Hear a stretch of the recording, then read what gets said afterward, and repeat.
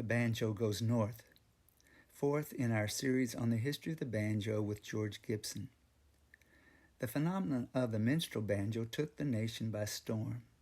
From the major river waterways, steamboats, and river towns, from Pittsburgh to New Orleans, and then on to the other big cities, demand for the instrument grew, and great banjo manufacturing firms grew to meet the demand. The S.S. Stewart Company of Philadelphia, the Boucher Banjo from Baltimore, Buckbee and Dobson banjos from New York. The banjo went north. Many historians, overwhelmed by the minstrel movement, felt that the minstrels seeded the banjo in the South. But as we have already heard, the banjo was long played in the South before the minstrels, and there was a multitude of playing styles from the Southern folk heritage. Faced with a complex variety of musical styles, what did the publishing houses of New York promote as real banjo playing? Join George Gibson as we explore the northern adoption of the banjo across 2 centuries.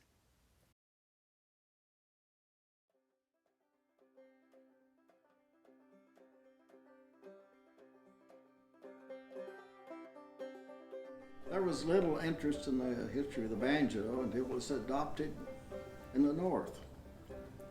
It was adopted in the 1840s in minstrelsy from the playing of 2 white Southern banjos. And then 100 years later, it was adopted in the 1940s. But Northerners who had no banjo in their folk culture faced a myriad of styles.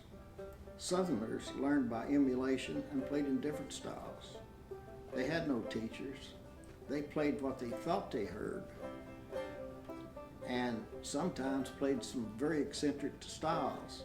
There's a record of some people flipping up with their thumb when down picking, which is extremely hard to do. I interviewed an older man in Martin County who played that way. And he played that way because he thought that was what his father did. But if you down pick the banjo, try to do it with flipping up on the 5th string with your thumb, it's nearly impossible to do. But all these different styles were not teachable. Which do you teach? So early on, Northerners in the 1840s and 50s developed standard styles. In 1846, a guitar teacher advertised in New York City that he had a banjo with a guitar neck. This was for the guitar players who wanted to be seen playing banjo. There were few teachers. So early on, a lot of the people who wanted to play banjo in the North had to learn by emulation, just as people did in the South, which led to a diversity of styles. In 1856, Frank Speed advertised in the New York Herald that he taught banjo in all styles, which meant there were more than 1 or 2. By the late 1850s, however, Northerners were standardizing these styles. Phil Rice wrote a tutor using European music notation, describing the down-picking style and a little bit of what was called the guitar style, picking with 3 fingers, as one picked the guitar at that time. Frank Converse was known as the father of the banjo. He promoted 3-finger picking, and he wrote a tutor, I think in 1865, regarding this style. So these styles were codified in European music notation, which standardized the styles, made them repetitious and easy to teach.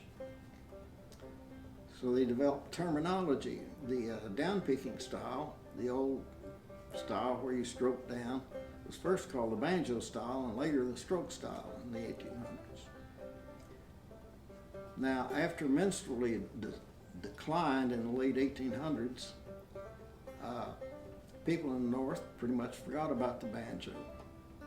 100 years after minstrelsy began, the banjo was adopted again by Northerners. It was a part of the folk music revival that began in the 1930s. However, the banjo revival began in the 1940s, primarily from a square dance group led by Margot Mayo in New York City. Pete Seeger was a member of that group, as was Stuart Jameson, who was a friend of mine.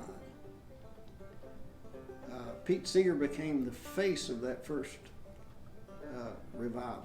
He wrote a book, a tutor, in the late 1940s. However, he used tablature instead of European music notation, which is a simple method of explaining picking the banjo. He described several styles, and he described his style, which he called the basic strum. That is, he strummed down with the nails of his right finger or second finger and picked up with a finger, which is commonly called up picking, but he called his style the basic strum, and he described that style in his tutor. People all over the North were imitating Pete Seeger's style. They were playing the basic strum. Pete Seeger even designed a banjo for this style. And by the late 1950s, the most popular group was the Kingston Trio.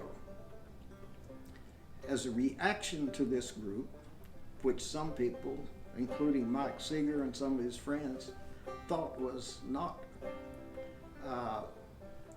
folk music, they decided to start visiting Southern Virginia and North Carolina fiddle conventions, which also had banjo competitions. They were looking for authentic Southern banjoists. This was all a reaction to the basic strum type of playing and the groups like the Kingston Trio. So early on, these people were visiting these fiddle conventions. Ray Alden from New York City took his recorders. A lot of these people had recorders, which were common at that time to record this music. He studied with Fred Cockerham, who had a very complicated style, not easy to imitate. He also studied the style of Kyle Creed. His style was closer to that of Creed, but he used one element of Cockerham's style also. Ray Alden, in fact, developed his own style. However, it became popular in New York and it began to be taught, and it was simplified. It was basically a copy of Kyle Creed's style. Young people started playing it at festivals, and it just became popular all over. Kyle Creed knew he was being copied. He was at a festival with his friend Bob Flesher once, and he said, "I can hear myself playing all over these grounds." So this style eventually became called round peak, and it was claimed that it was a standard style in western North Carolina. It wasn't. It's a made-up style, very popular today. And a banjo was developed for that style, based basically on banjos that Kyle Creed made. Kyle Creed liked banjos with 12-inch heads. He played over the end of the fingerboard, the only person I ever saw do that. I did meet Kyle once and talked to him at length. He used a higher bridge because he seldom played below the 5th fret. Ray Alden took a banjo to Bob Flesher, and said, "Put a scoop in this banjo for me. I want to play over the end of the neck." And that was one of the first scoop banjos. So the banjos that Kyle Creed made usually had a bigger head with the banjo, a shorter scale. He would take a Gibson fingerboard and cut the 1st fret off to make the scale shorter.